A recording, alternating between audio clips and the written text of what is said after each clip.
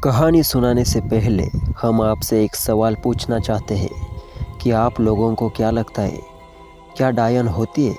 क्योंकि आज की कहानी एक ऐसी डायन की है जो अपने वजूद के लिए कुछ भी कर सकती है।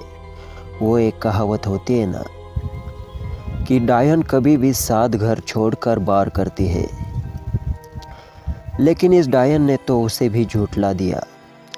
मंजरी, जो दिखने में सीधी और बहुत खूबसूरत थी, उसके साथ उसका पति श्यामलाल, बेटा रामू और बेटी कविता छोटे से गांव मानधर में रहते थे।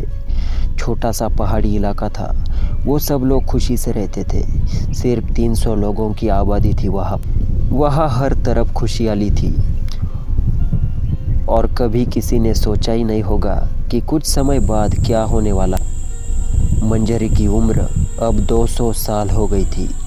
अब उसे अपनी जवानी खोने का डर सताने लगा था, पर वो किसी से इस बारे में बात भी तो नहीं कर सकती थी। सभी बहुत खुश थे, लेकिन मंजरी बहुत परेशान रहने लगी। श्यामलाल पूछता, लेकिन वो कोई ना कोई बहाना बनाकर टाल देती। कुछ दिनों बाद बहुत खोजने पर उसे एक तरीका मिलता है, क्योंकि उसके पास डायनों की जानकारी वाली बहुत सी पुरानी किताबें थी, जिसे वो सबसे घर वालों से छुपा कर रखती थी और रात को सबके सो जाने के बाद अपना जादू टोना करती।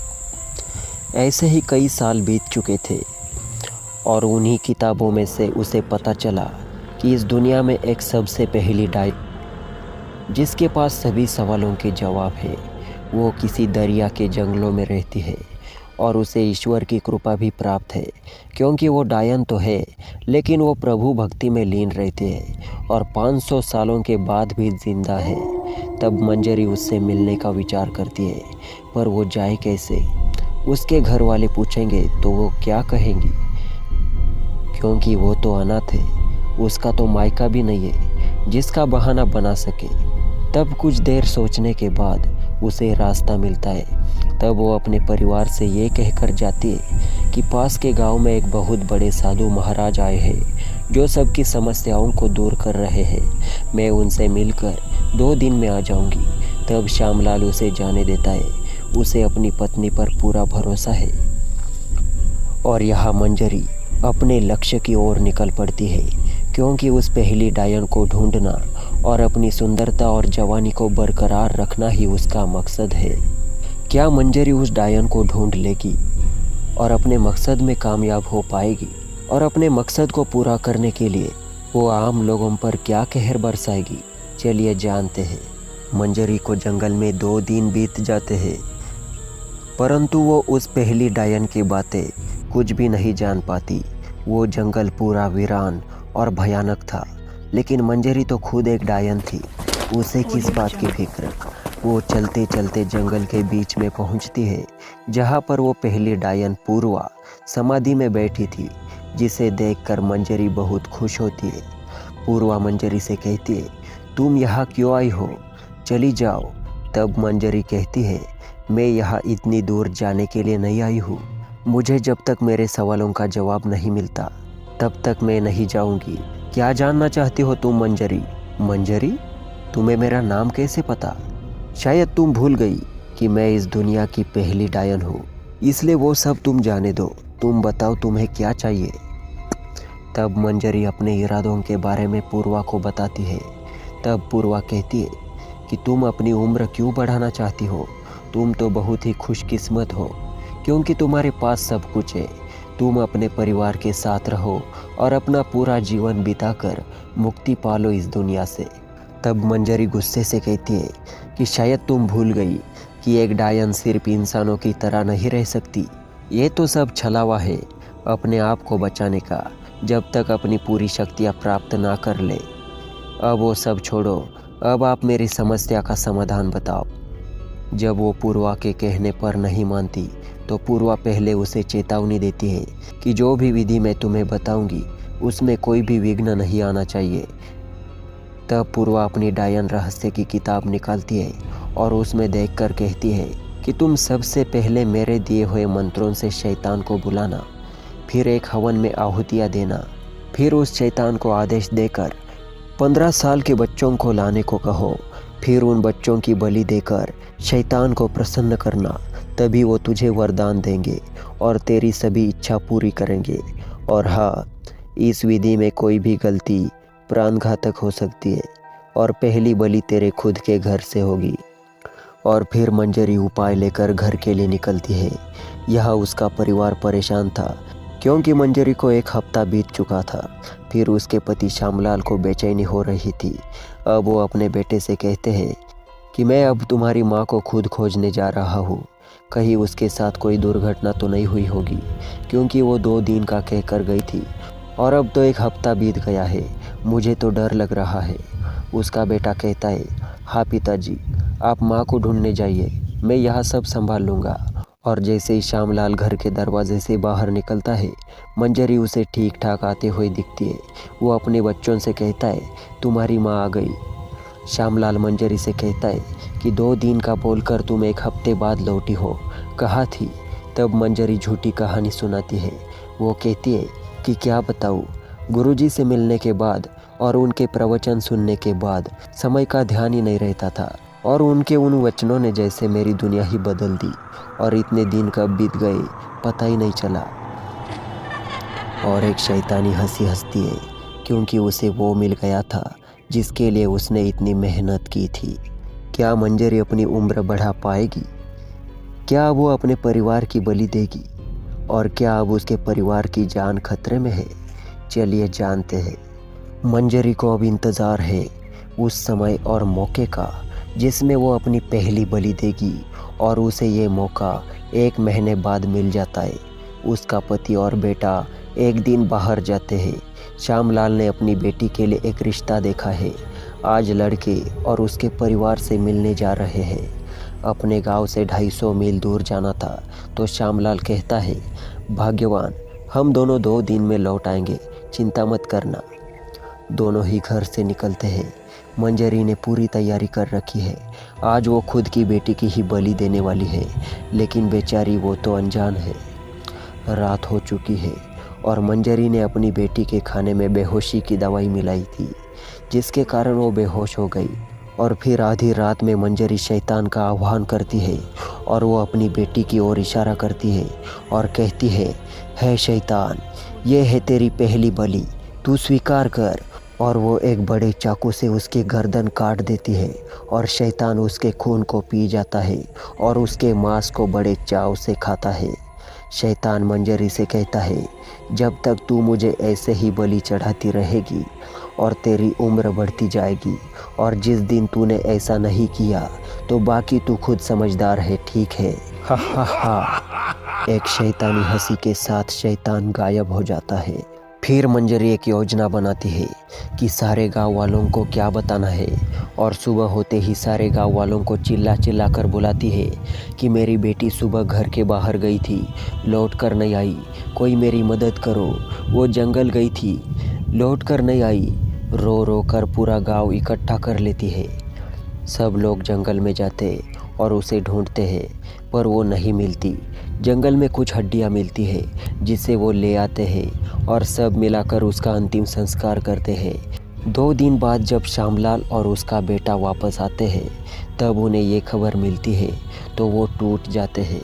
कुछ दिन ऐसे बीत जाते हैं और फिर शैतान बलि के लिए मंजरी को संदेश भेजता है। मंजरी इसी तरह अपने बेटे की बलि देती है और अब तो श्यामलाल बिल्कुल बदहवास हो जाता है। और फिर मंजरी उसकी इस हालत का फ़ायदा उठाती है और श्यामलाल की बलि देने की तैयारी करती है। और उधर गांव वाले और सरपंच भी रात के समय विचार करते हैं कि इतने सालों में ऐसा कभी नहीं हुआ कि बच्चे गायब हो रहे हैं। और फिर आज मंजरी के, कल हमारे भी गांव में लगभग 15 बच्चे गायब हो चुके हैं। कोई नहीं जानता क्या हो रहा है। बहुत विचार करने के बाद सरपंच नतीजे पर पहुंचते हैं कि सबसे पहले मंजरी की बेटी गायब हुई थी, तो हमें उसके घर पर ही नज़र रखनी होगी ताकि पता चले क्या माजरा है। और उधर मंजरी को गांव वालों की योजना के बारे में कुछ पता नहीं था कि कोई उस पर नज़र रख रहा है और वो तैयारी करती है श्यामलाल की बलि देने की। और फिर हमेशा की तरह शैतान का आह्वान करती है। शैतान आता है तो वो श्यामलाल की तरफ इशारा करके कहती है कि ये है तेरा अगला शिकार। और शंभू उसकी खिड़की से नज़र रख रहा था। शैतान को देखते ही उसकी जान सूख जाती है और वो पूरा जोर लगाकर भागता है और गिरते पड़ते सरपंच और गांव वालों के पास पहुंचता है और सभी को चिल्लाकर जगाता है। सरपंच कहते, शंभू तू इतना डरा हुआ क्यों है? पहले पानी पी और सांस ले फिर बता। शंभू थोड़ी सांस लेने के बाद कहता है, सरपंच जी आपने मुझे मंजरी के घर नज़र रखने भेजा था। हाँ, फिर तूने वहाँ क्या देखा? सरपंच पूछते हैं। तब शंभू सारी घटना बताता है। वो कहना शुरू करता है कि सबसे पहले मंजरी ने शैतान को बुलाया, फिर उसने श्यामलाल की तरफ इशारा करके कहा, ये तुम्हारा भोजन है और तुम अब मेरी उम्र बढ़ाओ। और उसने अपनी पति की गर्दन काट कर और खून निकाल कर एक कटोरे में भरा और शैतान को दे दिया। उसने खून पिया, फिर श्यामलाल के मांस को नोच नोच कर खाने लगा। ये देखकर मैं डर गया और वहाँ से भागकर यहाँ आ गया। सब लोग शंभू की बातें सुनकर घबरा गए, लेकिन सरपंच ने कहा कि अब हमें मंजरी को उसके किए की सज़ा देनी पड़ेगी, नहीं तो वो सारे गांव वालों को मार डालेगी। सब लोग मान जाते हैं और मंजरी के घर की तरफ चल पड़ते हैं और वहाँ श्यामलाल की हड्डियाँ मिलती है। तब सब गांव वाले मंजरी को पकड़कर घर से बाहर लाते हैं और एक पेड़ से बांध देते हैं और उसे कहते हैं, तूने तो सारी कहावत को झूठा साबित कर दिया कि डायन 7 घर छोड़कर वार करती है। तूने तो अपनी उम्र बढ़ाने की लालच में पूरे परिवार और गांव के बच्चों की बलि शैतान को दे दी। तुझे थोड़ा भी तरस नहीं आया? तब मंजरी कहती है कि मैं डायन हूँ जो अपने बच्चों तक को खा जाती है। गांव के लोग मंजरी को पहले पत्थर से मारते हैं, फिर आग लगाकर जला देते हैं। अब आगे क्या होता है, चलिए देखते हैं। मंजरी जलते हुए भी शैतानी हंसी हंस रही थी, जैसे उसे कोई अफसोस ही नहीं था अपने मरने का। ये देखकर सब लोग डर गए। मंजरी कहती है कि तुम लोगों ने मेरे शरीर को जलाया है, लेकिन मेरी आत्मा को नहीं। मैं फिर लौट कर आऊँगी और अपने मकसद को पूरा करूँगी। गांव वालों ने मंजरी की राख को 4 हिस्सों में बांटकर अलग अलग जगहों पर नदी में विसर्जित कर दिया। ये घटना कोई भी भूल नहीं पा रहा था, लेकिन वो कहते हैं कि वक्त हर मर्ज की दवा होता है और कुछ समय बाद सब लोग मंजरी को भूल गए। अब 30 साल के बाद आज वर्तमान में दिल्ली के महात्मा गांधी कॉलेज में 3 सहेलियाँ निशा, रिया, पूर्णिमा पढ़ने अलग शहरों से आती है और कॉलेज में सहेलियाँ बन जाती है। निशा अपने आप में खोई रहती है और जादू टोना, भूत प्रेत, डायन, चुड़ैलों के बारे में पढ़ती थी और कॉलेज के बच्चों पर अपनी शक्तियों का इस्तेमाल करती और भूतों का इस्तेमाल सबको डराने में करती है। निशा और उसकी दोस्तों से सब डरते और उनसे कोई बात नहीं करते। निशा और दोनों के शरीर पर जले हुए निशान रहते हैं। वो बहुत कोशिश करते हैं, लेकिन उन निशानों का कुछ नहीं होता, क्योंकि वो निशान उन्हें जन्म से थे। निशा कॉलेज के एक लड़के से प्यार करती थी, जिसका नाम सुधीर था। सुधीर प्रिया से प्यार करता है। ये देखकर निशा बहुत जलती है, लेकिन कुछ कर नहीं पाती। लाइब्रेरी में दिन भर बस किताब पढ़ना, और एक दिन उसे डायनों की किताब में उसे पहली डायन का पता चलता है। फिर उसका ध्यान सुधीर पर पड़ता है और उसे ये भी पता चलता है कि उन तीनों के अलावा एक और लड़की नहीं आ जाती, तब तक उनका ग्रुप पूरा नहीं होगा और तब तक वो पहली डायन से भी नहीं मिल सकती। अब निशा और उसके दोस्तों को बस उस चौथी लड़की का इंतज़ार है और कुछ दिनों तक वो लोग सिर्फ लोगों को डराने के लिए भूतों का इस्तेमाल करती है। कुछ दिन बाद 1 महीना बीत जाता है। निशा का इंतज़ार पूरा होता है और महिमा नाम की एक नई स्टूडेंट आती है, जिसके गले के पीछे जले हुए का वैसा ही निशान था जैसा निशा और उन तीनों के बदन पर था। निशा उसे पहचान जाती है और महिमा से पूछती है, ये तुम्हारे गले पर निशान कैसा? तब महिमा बताती है कि ये तो उसका बर्थ मार्क है, लेकिन निशा को तो पता था, वो उसे भी अपनी दोस्त बना लेती है। महिमा को कहाँ पता था उसके इरादों के बारे में। निशा उन तीनों को अपनी बातों में फंसाती है और कहती है कि तुम लोगों को अपना बर्थ मार्क मिटाना है, जिसके कारण सब लोग हमसे दूर भागते हैं। वो हाँ कहती है। फिर निशा उन तीनों को लेकर जंगल में जाती है और पहली डायन से मिलती है। पहली डायन कहती है, आ गई तू। मुझे पता था तू ज़रूर आएगी मुझसे अपने बारे में सब कुछ जानने के लिए। बता, क्या जानना चाहती है? निशा की तीनों सहेली कहती है कि ये जंगल कितना डरावना है, चलो यहाँ से। लेकिन निशा कहती है, डरो मत, हम यहाँ अपनी समस्या का हाल ढूंढने आए हैं। तब पहली डायन अपनी डायन रहस्य की किताब बाहर निकालती है और उन चारों को उस पर हाथ रखने को कहती है। फिर वो अपने मंत्र पढ़ती है और उन चारों की आंखों के सामने उनके बीते कल की पूरी कहानी दिखाई पड़ती है और उन्हें पता चल जाता है कि वो कौन है और उनकी शक्तियाँ भी उन्हें वापस मिल जाती है। फिर वो चारों अपने हाथ अपने जले हुए निशान पर फेरती है और निशान गायब हो जाते हैं। सब बहुत खुश होती है। लेकिन तभी पहली डायन उन्हें चेतावनी देती है कि तुम चारों में से किसी ने भी किसी निर्दोष की हत्या की तो चाहे वो गलती से ही क्यों ना हो, पर उसका भुगतान तुम्हें करना पड़ेगा। और जिन भूत प्रेतों से तुम सबको डराती हो और जिन्हें तुम लोगों ने अपना गुलाम बना रखा है, वही भूत तुम्हें अपने साथ नर्क लेकर जाएंगे और तुम कुछ नहीं कर पाओगी। बस फिर क्या था, शक्तियाँ पाते ही चारों के ही रंग बदल गए। कॉलेज में सब लोग उन्हें देखते ही रह गए। अब निशा अपनी शक्तियों का इस्तेमाल सब पर करने लगी। तीनों उसे समझाती कि हमें अपनी शक्तियों को सबके भले के लिए इस्तेमाल करना चाहिए। लेकिन निशा क्या करेगी? उसकी तीनों सहेलियां अब कैसे उसे समझाएगी? क्या निशा शक्ति के घमंड में कोई गलती करेगी? चलिए देखते हैं। निशा जब अपनी शक्तियों के चरम पर थी तो अब उसे घमंड हो गया। उसने तीनों दोस्तों को भी इग्नोर करना शुरू कर दिया, लेकिन उन्होंने निशा का साथ नहीं छोड़ा। एक दिन जब उसने अपने बॉयफ्रेंड को किसी दूसरी लड़की के साथ देखा तो वो आग बबूला हो गई। लेकिन वो लड़का निशा से प्यार नहीं करता था, फिर भी निशा उसके पीछे पड़ी थी। निशा तब तो गुस्से में वहाँ से चली जाती है, लेकिन जब शाम को किरण जब अकेली किताब पढ़ती है तब निशा अपने भूतों को बुलाकर उसे इस कदर डराती है कि उसकी मौत हो जाती है और निशा के हाथों से एक निर्दोष की मौत हो जाती है। जब उसकी दोस्त कहती है कि तुमने इसे क्यों मारा, तुम्हें इसका अंजाम भुगतना पड़ेगा और हमें भी, तब निशा कहती है कुछ नहीं होगा, सब बकवास है। और वो दूसरे दिन फिर से किसी को बिना बताए पूर्वा डायन से मिलने जाती है और उससे पूछती है कि मैं अब क्या करूं।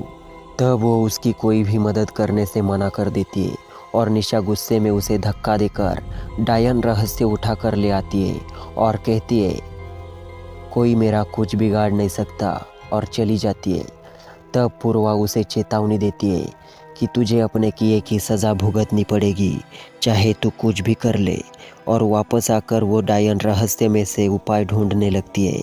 बहुत देर होने के बाद उसे एक हल मिलता है, किताब जिसमें लिखा था अगर वो इस गलती की सज़ा से बचना चाहते हैं तो उसे अपने जैसी किसी डायन की बलि देनी होगी, अन्यथा उसे अपने प्राण गंवाने होंगे। बहुत सोचने के बाद उसे अपनी दोस्त में से एक की याद आती है और वो खुद को बचाने के लिए उसकी बलि देने की तैयारी करती है। एक बड़े से कमरे में तैयारी करती है जहाँ वो एक बड़ा सा गोला बनाती है। वहाँ एक इंसान की खोपड़ी, सिंदूर, नींबू, कुमकुम और भी बहुत सी चीज़ों को रखती है और अब उस लड़की का इंतज़ार है। जब उन तीनों को इस बारे में पता चलता है तो वो भी पूर्वा के पास जाती है, लेकिन पूर्वा की हालत बहुत ख़राब होती है। फिर भी पूर्वा उन्हें निशा से बचाने का रास्ता बताती है। वो तीनों निशा को ढूंढती है लेकिन वो नहीं मिलती। तब उन तीनों में से एक को वो पकड़ लेती है और अपने मंत्र पढ़कर शैतान का आह्वान करती है। तब बची दोनों लड़कियां उसे रोकने की कोशिश करती है, अपनी शक्तियों के द्वारा दरवाज़ा खोलने का प्रयास करती है।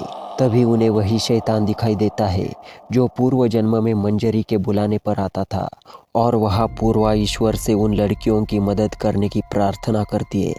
तब आकाश में से एक रोशनी प्रकट होती है और कहती है पूर्वा, ये तेरी गलती है जो तूने उन चारों को ये क्यों बताया कि वो डायन है। तब पूर्वा कहती है हे प्रभु, मुझे माफ़ कर दो, मैं अपनी गलती मानती हूँ और जो सज़ा आप मुझे देंगे वो मुझे स्वीकार है। तो ठीक है, तुम्हें अपनी गलती के बदले में अपने प्राणों की आहुति देनी होगी। पूर्वा अपने प्राण वहीं पर त्याग देती है और वहाँ पर दरवाज़ा खुल जाता है और शैतान भी वहाँ पर मौजूद है और वो तीनों बच जाती है। लेकिन शैतान कहता है मैं अपना हिस्सा लेकर ही जाऊँगा। अब तीनों लड़कियाँ कहती है तुम निशा को हमेशा के लिए यहाँ से ले जाओ और हम अपनी पूरी शक्तियाँ भी तुम्हें दे देंगे, लेकिन अब चाहे कुछ भी हो तुम कभी भी वापस नहीं आओगे। तब निशा कहती है धोखेबाज हो तुम लोग, मुझे यहाँ से भेज रही हो। तब वो कहती है कि धोखा तो तुमने हमें दिया है दोस्ती के नाम पर, और तुम हमारी बलि देने वाली थी, पर हम ये भूल गए थे कि डायन किसी की दोस्त नहीं होती और वो अपने बच्चों तक को खा जाती है। तब फिर शैतान निशा का हाथ पकड़कर नर्क में ले जाता है, जहाँ से वो कभी वापस नहीं आ सकेगी। आई होप कि आपको ये वीडियो पसंद आई होगी, तो इसे लाइक करें और ऐसे इंटरेस्टिंग हॉरर कहानियाँ लगातार सुनते रहने के लिए चैनल को सब्सक्राइब कर लें और बाजू की घंटी को ऑल पर सेट करना बिल्कुल ना भूलें। भगवान की घंटी है वो।